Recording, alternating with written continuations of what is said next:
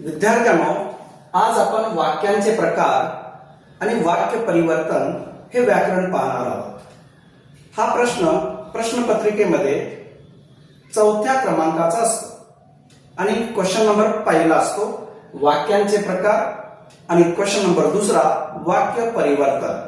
आज पाहणार आहोत आपण वाक्यांचे प्रकार. प्रथम आपण वाक्यांचे प्रकार पाहूया. किती आहेत तर 4 आहेत.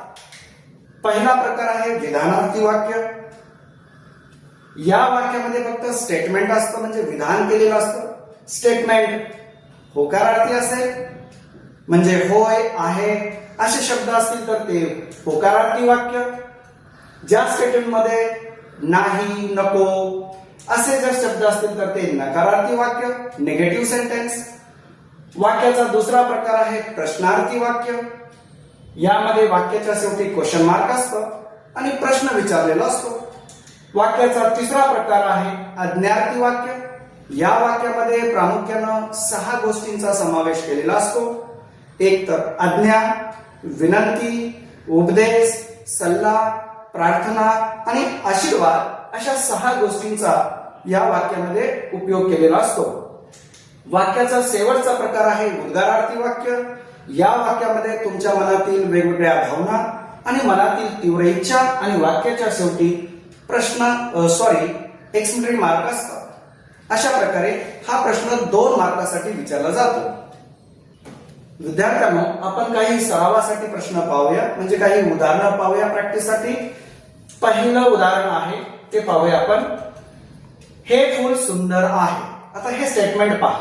या वाक्यामध्ये शेवटी शब्द आहे असा आहे, म्हणजेच हे स्टेटमेंट पॉझिटिव्ह आहे, म्हणजेच होकारार्थी वाक्य आहे. दुसरं वाक्य पहा. बाबा तुम्ही कधी आलात. या वाक्याच्या शेवटी प्रश्नचिन्ह आहे, म्हणजेच हा वाक्याचा प्रकार झाला प्रश्नार्थी वाक्य. तिसरं वाक्य पहा.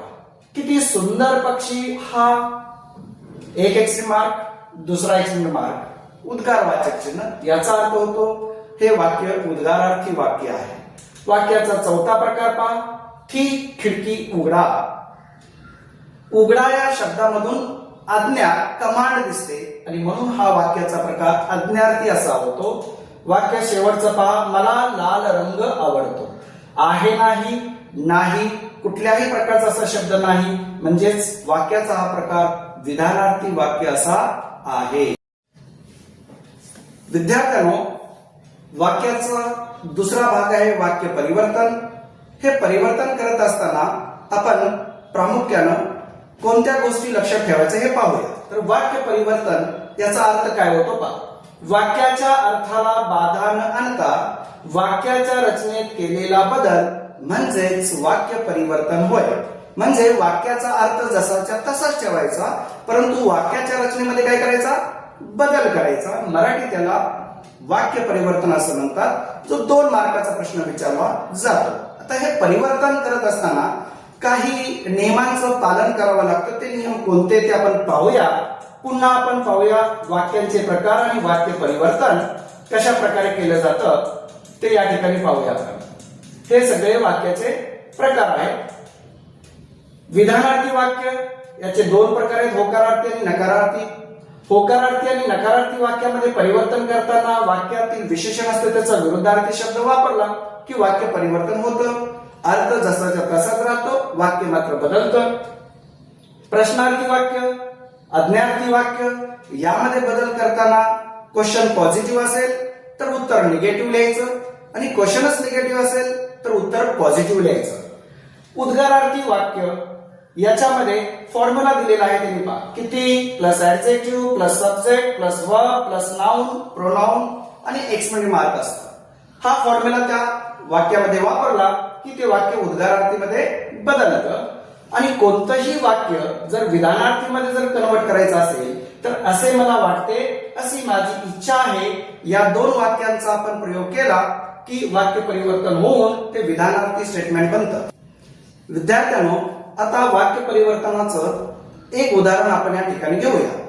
एकच वाक्य विविध वाक्यांमध्ये कसं रूपांतरित होतं त्याचं हे उदाहरण. आता एक साधं वाक्य आपण घेऊया. हे हस्ताक्षर सुंदर आहे. हस्ताक्षर याचा अर्थ होतो हँडरायटिंग. याचं होकारार्थी वाक्य जे आहे ते नकारार्थीमध्ये करायचं आहे. तर वाक्यामध्ये सुंदर हे विशेषण आहे, त्याचा विरुद्धार्थी शब्द वापरला की वाक्य निगेटिव्ह मध्ये कन्वर्ट होतं. तर सुंदरचा विरुद्धार्थी शब्द आहे कुरूप. मग वाक्य तयार कसं होईल पहा. हे हस्ताक्षर कुरूप नाही, याचा अर्थ हस्ताक्षर सुंदर आहे, म्हणजे अर्थ सारखाच राहिला, वाक्य मात्र बदललं. दुसरं वाक्य, हे हस्ताक्षर सुंदर नाही का. क्वेश्चन पॉझिटिव्ह आहे म्हणून उत्तर त्याचं निगेटिव्ह आलं. नाही आणि का, आहेचा विरुद्धार्थी नाही आणि प्रश्न तयार करण्यासाठी का जोडलं की वाक्य प्रश्नार्थीमध्ये बदलतं. नेक्स्ट वाक्य पहा. हे हस्ताक्षर सुंदर काय, म्हणजेच काय केलेले आहे या वाक्यामध्ये सरळ सरळ आज्ञा दिलेली आहे, ऑर्डर दिलेली आहे, कमांड दिलेली आहे. फोर्थ वाक्य पहा. किती सुंदर आहे हे हस्ताक्षर. किती या शब्दाने सुरुवात झाली आणि वाक्याच्या शेवटी उद्गारवाचक चिन्ह आणि म्हणून हे झालं उद्गारार्थी वाक्य. आता आपल्याला याचं करायचं आहे स्टेटमेंट. पहिलं वाक्य पहा. हे हस्ताक्षर सुंदर आहे, होकारार्थी आहे, याचं विधानार्थी कसं होईल. हे हस्ताक्षर सुंदर आहे असे मला वाटते. हे वाक्य आपण त्याला जोडलं जे प्रॉपर आहे की होकारार्थी वाक्य हे कन्वर्ट होतं विधानार्थी वाक्यामध्ये.